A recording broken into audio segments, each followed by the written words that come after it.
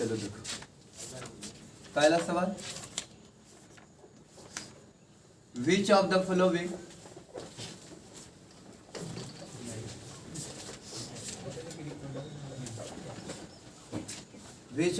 Following properties is generally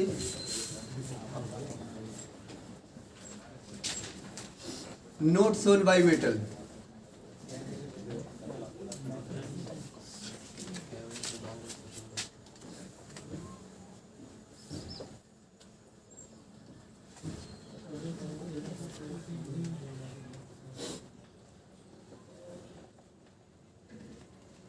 Brittle, conduction of electricity,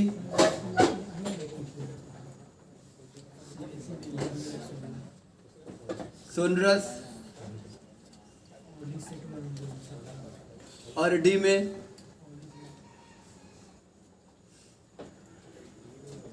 ductile. कौन सा properties metre show नहीं करता? कौन सा? डक्टाइल नहीं। देखो, which of the flowing properties is generally not shown by the metal. तो मेटल का प्रॉपर्टीज ये तो होगा, क्योंकि metals are good conductor of electricity due to presence of free electron. अगर उसके पास फ्री इलेक्ट्रॉन होगा तो कंडक्ट करेगा इलेक्ट्रिसिटी, और हम लोग जानते हैं कि सारा मेटल में इलेक्ट्रॉन्स पाया जाता है, तो ये तो होगा। और metals are also sonorous because it produce a sound when it is struck with other metal. किसी और मेटल के साथ टकराएगा तो साउंड प्रोड्यूस करेगा। तीसरा अगर बोले डक्टाइल, तो metals are ductile because according to the properties of ductility it can be drawn into thin wires. अगर वो वायर्स में नहीं होता तो क्या कभी कॉपर का वायर मिलता बाजार में? क्या एल्युमिनियम का मिलता? इसका मतलब उसको वायर भी ड्रॉ कर सकते हैं। बात रहा ब्रिटल का, तो ब्रिटल का मतलब क्या होता है? हाँ, चूर हो जाना। जैसे नॉन मेटल होते हैं, तो मेटल्स क्या, उसको अगर हीट करके और अगर हैमर से पीटोगे तो मेटल तो हो जाएगा थीन शीट में और थीन वायर्स में। लेकिन नॉन मेटल का प्रॉपर्टीज ब्रिटल दिखाता है, इसका मतलब वो सैटर्ड कर जाता है, वो टूट जाता है। तो सारा नॉन मेटल्स ब्रिटल नेचर का होगा, लेकिन metals are malleable, ductile, conductor of electricity, sonorous, और भी है मेटल्स आर हार्ड। लेकिन कुछ एक्सेप्शन बताया था कि कुछ मेटल ऐसे हैं जो ग्रुप 1 के, hydrogen, lithium, sodium, potassium, rubidium, caesium, francium, group 1 के और ग्रुप 2 के सारा मेटल सॉफ्ट होते हैं। लेकिन ग्रुप 2 को दो मेटल को हटा करके बेरिलियम और मैग्नीशियम, बेरिलियम और मैग्नीशियम ऐसा दो मेटल है जो कि क्या है? सॉफ्ट है। लेकिन सब कुछ क्या बोलो हार्ड है, लेकिन वो बाकी सारा मेटल सॉफ्ट है। लेकिन तुम लोग का सिलेबस में कौन कौन? सोडियम, लिथियम, पोटासियम, यही तीनों मेटल पढ़ना है जो कि क्या है? सॉफ्ट है। और सॉफ्ट होने के कारण उसको हम नाइफ से भी क्या कर सकते हैं? कट कर सकते हैं। लेकिन इसका एक स्पेशल प्रॉपर्टीज और है क्या, कि इसको ओपन एयर और वाटर में नहीं रख सकता है। बिकॉज सोडियम और लिथियम को अगर ओपन एयर और वाटर में आएगा तो जैसे ही कॉन्टैक्ट में आया उसमें फायर कैच कर लेता है। So it is high reactive, so उसको ऑक्सीजन और वाटर के कॉन्टैक्ट से बाहर ले जाना पड़ता है। So it is put under the kerosene oil. समझ में आया अच्छे से? किसी कोई दिक्कत? चलो अब यहां देखना सवाल नंबर दूसरा, मिटा दे बोला।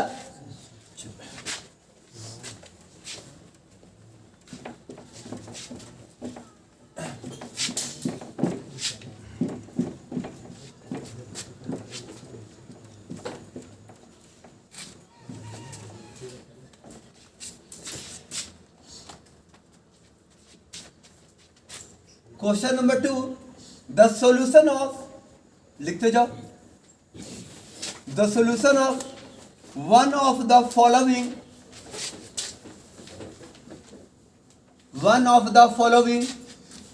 compounds, one of the following compounds will not conduct electricity, will not conduct electricity. This compound is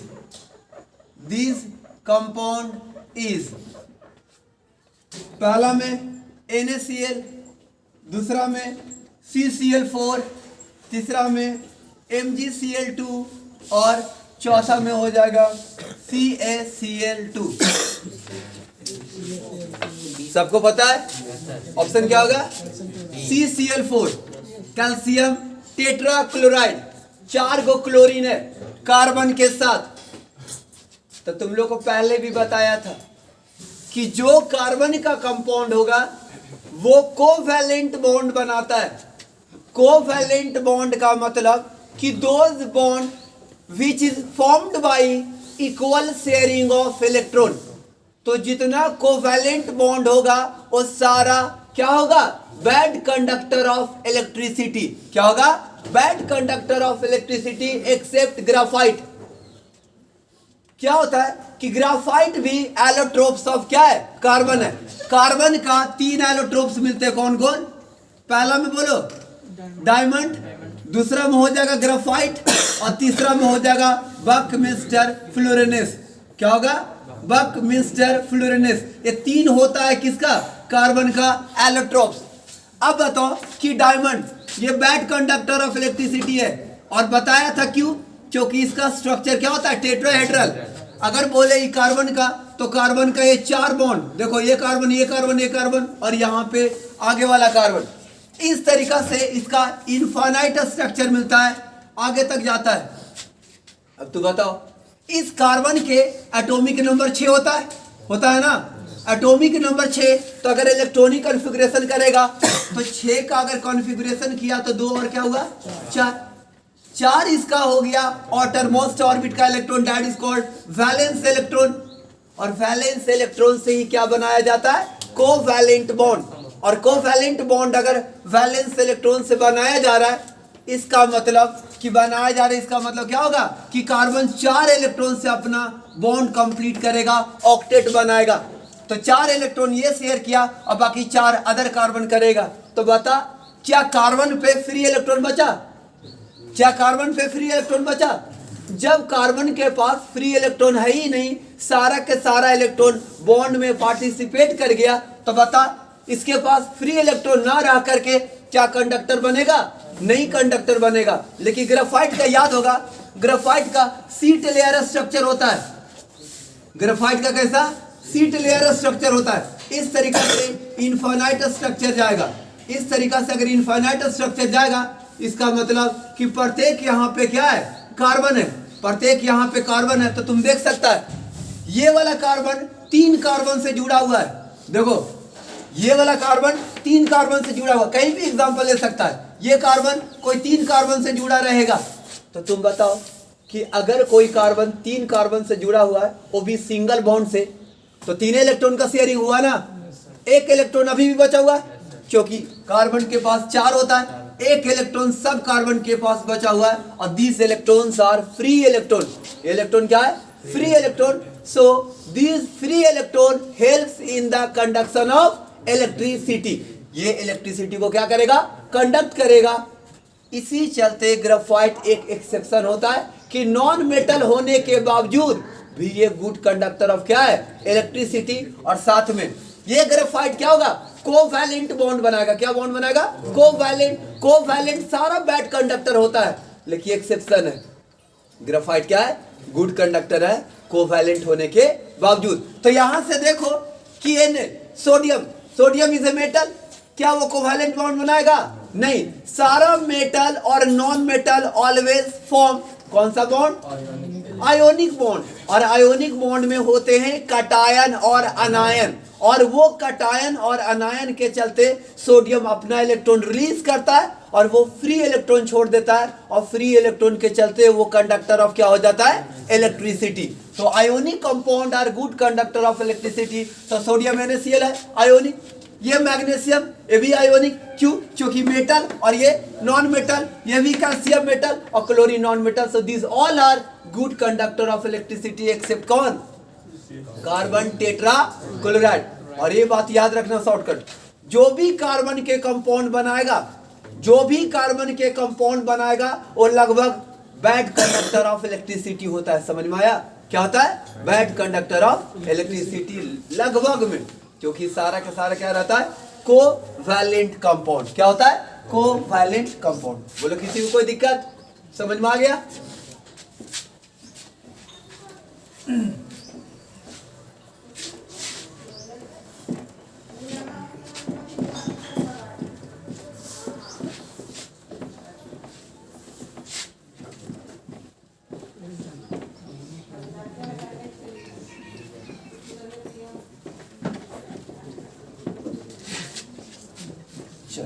next सवाल,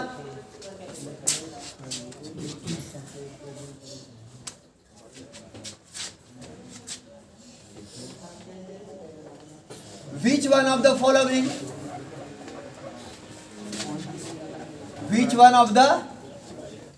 following metals does not react with cold as well as hot water? सबको पता है? चलो, पहला में हो गया सोडियम, दूसरा में हो गया कैल्शियम, तीसरा में हो गया मैग्नीशियम और चौथा में हो गया आयरन। सब के बारे में बताते इसमें क्या क्या उसका कैरेक्टरिस्टिक शो करेगा। पहले थोड़ा क्वेश्चन उतार लो, उतार लिया ना? चलो अब देखो, सबसे पहला बात सोडियम का करना चाहते। सोडियम बोला जाता है कि पहला इसका गुण क्या है? ये सॉफ्ट मेटल है। क्या है? Soft metal. सॉफ्ट मेटल है तो इसको क्या करेंगे? कट विथ क्या? नाइफ। पहला चाकू से इसको काट सकते हैं। उसके बाद ये हाई रिएक्टिव एलिमेंट से बिलोंग करता है। हाई रिएक्टिव एलिमेंट से बिलोंग करता है, हाई रिएक्टिव एलिमेंट है, इसीलिए इसको क्या किया जाता है? किरोसिन ऑयल के अंदर रखा जाता है। किरोसिन ऑयल के अंदर रखा जाता है। क्यों? क्योंकि जैसे ये एयर और वाटर के, एयर एंड वाटर के कांटेक्ट में अगर आएगा, अगर कांटेक्ट में आएगा तो उसमें क्या लग जाएगा? फायर, आग लग जाएगा, फायर लग जाएगा। उसके बाद सॉफ्ट मेटल हाई रिएक्टिव हो गया। और तीसरा बात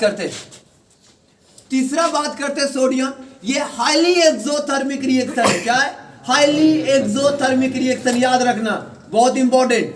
बोलेगा कि जब सोडियम एयर और वाटर के कांटेक्ट में आएगा तो फायर कैच करेगा, फायर होगा और वो बिल्कुल, और याद रखना ये बहुत डेंजरस भी होता है, जैसे हमारे लैब में हो गया था कांड। ये बिल्कुल सोडियम को छोटा बीकर में, फ्लास्क में उसको रखा और वो इतना ज्यादा एक्सप्लोसिव हो गया कि पूरा वो लीड का बोतल को फाड़ दिया और बिल्कुल छोटा छोटा टुकड़ा कर दिया। इतना ज्यादा इसमें हीट एनर्जी क्या होता है? रिलीज होता है। तो सोडियम काफी हाईली एक्सोथर्मिक है। और साथ में याद रखना कि ये जो एक्सोथर्मिक होने के कारण ये ज्यादा अमाउंट ऑफ हीट क्या करेगा? रिलीज कर सकता है। और ये बिल्कुल बर्न करता है, लाइट भी देता है। तुम देखा होगा, अगर यूट्यूब में देखना भी, वहां पे भी तुमको दिखाया जाएगा एनिमेशन करके, ठीक है ना? तो सोडियम का है। और दूसरा बात कैल्शियम का, कैल्शियम के बारे में बता दे। पहले कैल्शियम से हम लोग चूना बनाते हैं। क्या बनाते? चूना। चूना का फॉर्मूला क्या होता है? Calcium oxide. क्या होता है? Calcium oxide. तो कैल्शियम ऑक्साइड को बोलते चूना, जिसको हम लोग इंग्लिश में बोलते लाइम। क्या बोलते? लाइम। अब बताओ, लाइम को या कैल्शियम को क्या करेगा कि जब वाटर में रखेगा, यहां वाटर है और इसको अगर कैल्शियम को डालेगा तो कैल्शियम डालते के साथ ये ऊपर में फ्लोट करने लगता है। ऊपर में क्या होगा? तैरने लगता है। क्यों? बताया था कि कैल्शियम जैसी वाटर के साथ रिएक्ट करता है तो बनाता है कैल्शियम हाइड्रोक्साइड और वो हाइड्रोजन गैस रिलीज करता है। तो जो हाइड्रोजन गैस है वो लाइटर वेट का होता है, हल्का, और वो क्या करेगा? कैल्शियम के साथ स्टिक कर जाएगा, चिपक जाएगा। और कैल्शियम के साथ स्टिक किया तो हाइड्रोजन गैस हल्का है, वो कहाँ ना जाएगा, ऊपर, और ऊपर आकर के क्या करने लगता है, फ्लोट करने लगता है। तो याद रखना कि जो कैल्शियम, क्योंकि हम लोग जानते हैं कि अगर वो हाई रिएक्टिव एलिमेंट का मेटल है तो वाटर के साथ रिएक्ट करने के बाद क्या बनाएगा, मेटल हाइड्रोक्साइड और हाइड्रोजन गैस रिलीज करेगा। तो कैल्शियम भी हाई रिएक्टिव एलिमेंट है, तो क्या करेगा, जब वो वाटर के साथ रिएक्ट करेगा तो बनाएगा कैल्शियम हाइड्रोक्साइड और रिलीज करेगा क्या, हाइड्रोजन गैस। और वो हाइड्रोजन गैस कैल्शियम मेटल के साथ क्या कर जाता है, स्टिक कर जाता है, चिपक जाता है, और वो हल्का होने के कारण, गैस हल्का होने के कारण, और याद रखना दुनिया का सबसे लाइटर गैस कौन है, हाइड्रोजन। वो लाइटर होने के कारण वो सरफेस पे जाता है और फ्लोट करना स्टार्ट कर देता है, फ्लोट करना स्टार्ट कर देता है। इसका मतलब इसी चलते कैल्शियम तैरता है पानी पे। समझ में आया, ये भी सवाल है तेरा। तीसरा बात बोले मैग्नीशियम रिबन का, ये रिबन आता है, क्या किया जाता है कि मैग्नीशियम रिबन को जलाने से पहले इसको सैंड पेपर से रगड़ा जाता है, सबको पता है। अब सैंड पेपर से रगड़ने का कारण क्या होता है, क्योंकि हम लोग को पता है कि मैग्नीशियम एक हाई रिएक्टिव एलिमेंट है।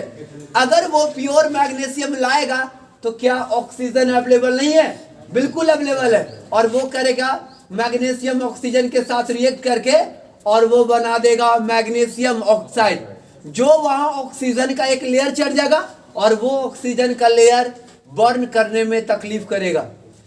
तो क्या करते हैं कि सैंड पेपर से उस ऑक्सीजन का लेयर को हटा देते हैं, रिमूव कर देते हैं, और जब रिमूव हो जाएगा तो प्योर मैग्नीशियम बचेगा और वो मैग्नीशियम आसानी से क्या होगा, जल जाएगा। समझ में आया, इसका मतलब मैग्नीशियम रिबन को सैंड पेपर से रगड़ने का कारण होता है to remove the oxide layer present on the magnesium ribbon. Magnesium ribbon का ऑक्सीजन लेयर क्या रहता है, प्रेजेंट रहता है, इसी के कारण क्या हुआ, वो सैंड पेपर से रगड़ा जाता है। ये तो बिल्कुल अलग हो गया। और उसके बाद याद रखना ये सब भी, ये और ये सब कोल्ड वाटर के साथ रिएक्ट करता है, लेकिन मैग्नीशियम थोड़ा सा गड़बड़ करता है। ये हॉट वाटर के साथ करता है लेकिन ऑक्साइड बनाता है। लेकिन जो आयरन हुआ वो आयरन ना कोल्ड वाटर से ना हॉट वाटर से, वो करता है स्टीम से। क्या करता है, स्टीम से। याद रखना आयरन ऐसा मेटल है कि ना ठंडा पानी से ना गर्म पानी से, वो भाप से करता है, that is called steam. Steam से करेगा और आयरन ऑक्साइड फेरस या फेरिक ऑक्साइड बनाएगा। समझ में आया सबको। चल, ये तेरा 3 कंडीशन था, तुम्हारा याद रखना भी, और ये हमेशा ख्याल रखना क्योंकि यही सबसे सवाल आने वाला है और कुछ नहीं। एक एक चीज तुमको बताते चले जाएंगे, सब क्लियर हो जाएगा।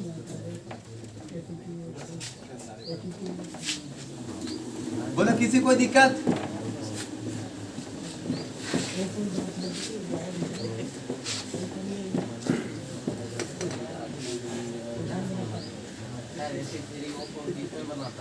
देखो Fe3O4 रस्टिंग में करता है, और यहाँ पे आयरन का कोई वैलेंसी प्रॉपर नहीं है। बताते थोड़ा सा देख लो, Fe3O4 हम लोग नहीं बना सकते ऐसे, ये एक्चुअली रस्टिंग है। अब सुनना, ये वाला अगर निकाले आयरन का कि कितना वैलेंसी होगा, that is called oxidation state. अगर यहाँ अगर आयरन का निकालना तो उसको x मानो, टोटल आयरन क्या हुआ है 3 मल्टीप्लाई कर दे, प्लस दे दो, ओवरऑल चार्ज इसका कितना है 0। अरे देखो ना कोई चार्ज है नहीं, चार्ज है। अब क्या करो, ऑक्सीजन का वैलेंसी कितना होता है -2, because it is non metal. कैसे आया, तो ये ऑक्सीजन का एटॉमिक नंबर 8, पहला घर में 2, दूसरा घर में 6 हो गया वैलेंस इलेक्ट्रॉन ना। अगर 4 से ज्यादा या 4 रहेगा तो कहलाएगा नॉन मेटल, जिसका 4 या 4 से ज्यादा रहेगा कहलाएगा नॉन मेटल। और यहाँ पे 8 में से 6 जाएगा, कितना बचेगा, लेकिन 8 में से घटाने के कारण इसका मतलब क्या, वो नॉन मेटल। और नॉन मेटल इसका मतलब क्या, तो इसको हम 2 लिख दिया माइनस, लेकिन यहाँ टोटल क्या हुआ है 4, और टोटल चार्ज कितना हो गया 0। अब 3x प्लस माइनस क्या होगा माइनस, 4 दूना 8 बराबर क्या 0, 3x बराबर कितना 8, x बराबर कितना 8/3 वैलेंसी होता है। समझ में आया, 8/3 कोई है इंटीजर में नहीं, इसी चलते नेचुरल है, रस्टिंग कहा जाता है इसको। क्या कहा जाता है, रस्टिंग। बोलो कोई दिक्कत, क्लियर हुआ? ये तुम्हें 11th में पढ़ेगा। ऑक्सीडेशन स्टेट कैसे निकाला जाता है? चलो कोई दिक्कत?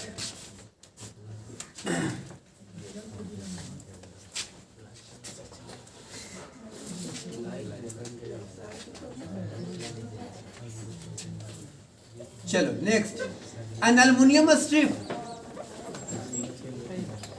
आराम से लिखो, शांत से। एन एल्युमिनियम स्ट्रिप, नीचे लिखिए सर। हाँ?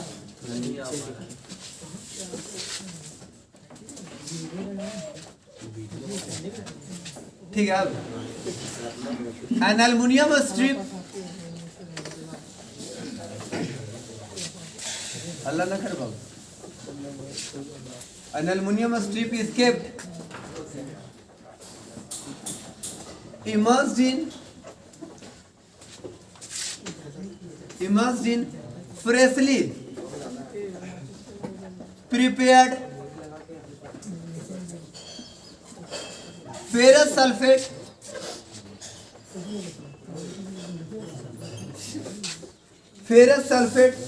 solution, ferrous sulfate solution taken in test tube,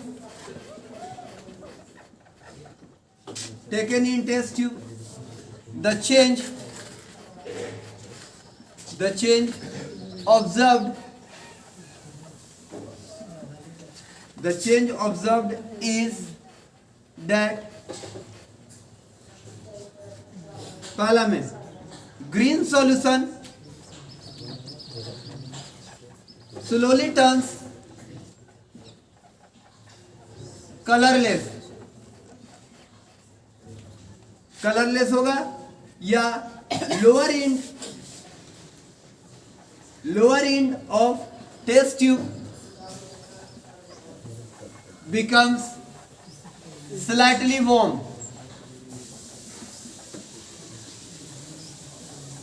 तीसरा में a colorless gas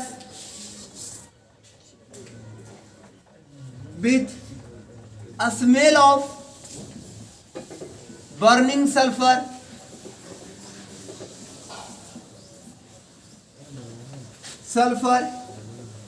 is observed, और फोर्थ में लाइट ग्रीन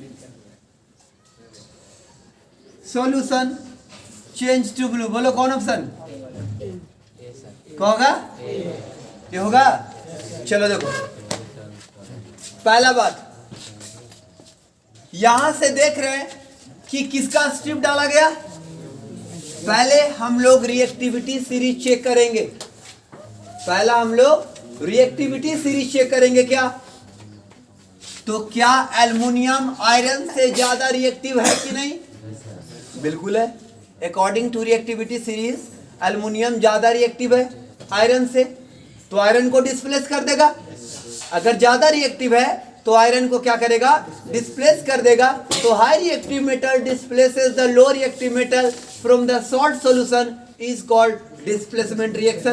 तो यहां से सबसे पहले एक अंदाजा लगाए कि किसका एग्जांपल है? डिस्प्लेसमेंट रिएक्शन का। अब क्या होता है कि कुछ कंपाउंड का कलर जान लेते हैं, और याद रखना कि कोई कंपाउंड अगर कलर देगा तो लगभग वो डी ब्लॉक का होगा। जैसे कौन कौन? Scandium, titanium, vanadium, chromium, manganese, iron, cobalt, nickel, copper, zinc, ये सब ज्यादा कलर देता है। जिंक तो कलर ना देता है, लेकिन कॉपर कलर देता है। अब देखो, कॉपर का बात हुआ तो सुनो, कॉपर का अगर बिना इलेक्ट्रॉन दिए हुए अगर बात करें तो उसका कलर कैसा होता है? Reddish brown. क्या होता है? Reddish brown.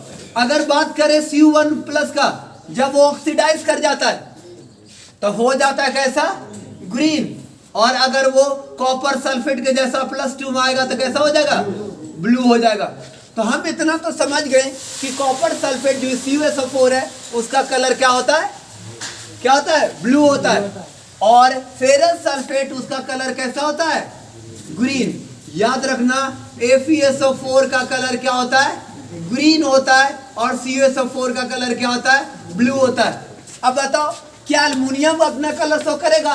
नहीं करेगा। एल्युमिनियम का कोई भी कलर ऑब्जर्व नहीं होता है। देखो ये भी आयरन जो है वो डी ब्लॉक का है, ये कॉपर है वो भी कौन सा ब्लॉक का? डी ब्लॉक का। तो अधिकतर डी ब्लॉक का एलिमेंट ही कलर शो करेगा, लेकिन एल्युमिनियम कौन सा ब्लॉक का?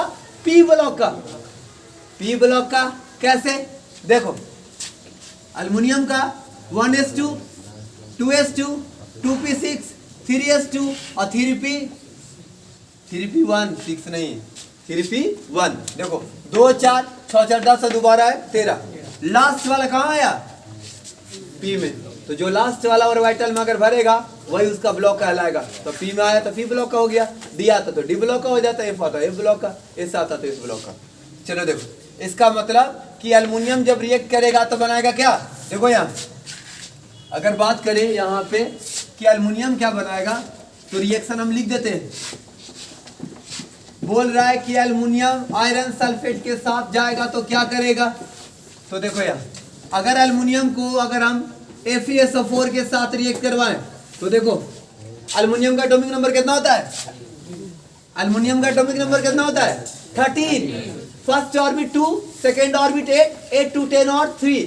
तो 3 हुआ क्या? मेटल है। और मेटल इलेक्ट्रॉन क्या करता है?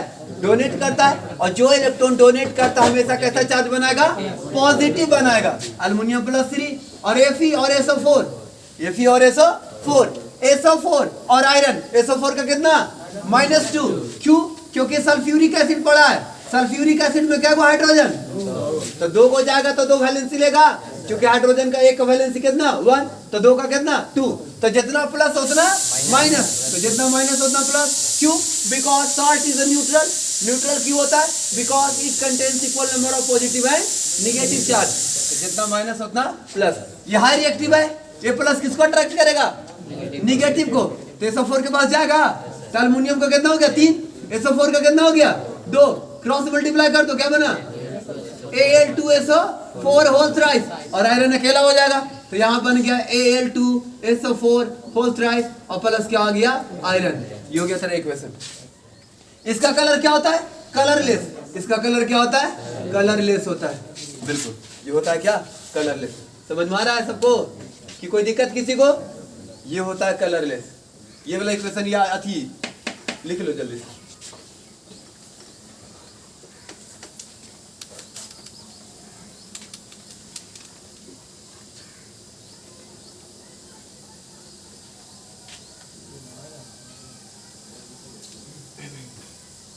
क्या हुआ?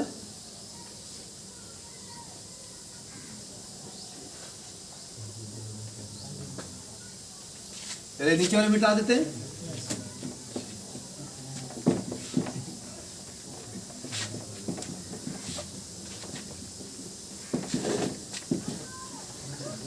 तो याद रखना आपने MCQ, वरना अगर लिखने में रहता तो बहुत सारा सवाल आता था कि what happens when iron nail is dipped in copper sulphate solution. तो कैसा कलर चेंज करेगा? तो बस तुमको सब चीज आता है। आयरन सल्फेट का ग्रीन, कॉपर सल्फेट का ब्लू। तो आयरन ज्यादा रिएक्टिव कॉपर से, तो आयरन क्या करेगा? कॉपर को डिस्प्लेस कर देगा, और कॉपर को डिस्प्लेस कर देगा तो खुद बना देगा क्या? आयरन सल्फेट, जो कि ग्रीन कलर का होता है। तो ग्रीन कलर चेंज हो जाएगा। बिल्कुल सिंपल सिंपल सवाल है।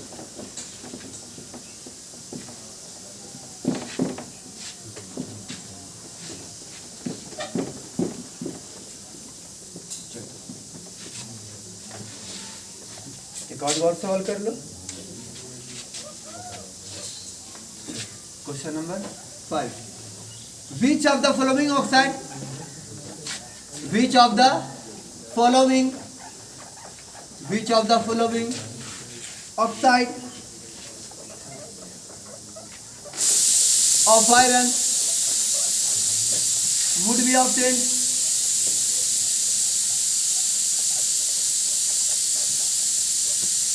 Would be obtained on prolonged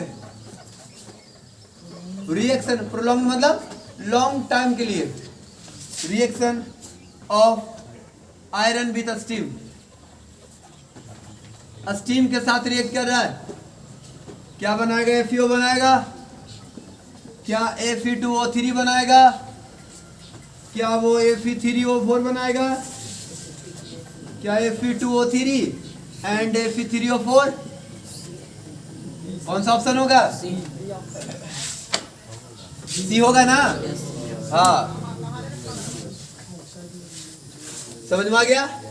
इसका मतलब कि अगर प्रोलॉन्ग्ड हीट होगा तो हमेशा वो Fe3O4 बनाता है, दैट इज कॉल्ड रस्ट। उसको क्या बोला जाता है? रस्ट बोला जाता है। समझ में आया? तो रस्टिंग का यही कंडीशन होता है कि Fe3O4 बनाएगा और वाटर भी क्या रहेगा साथ में। बोलो कोई दिक्कत?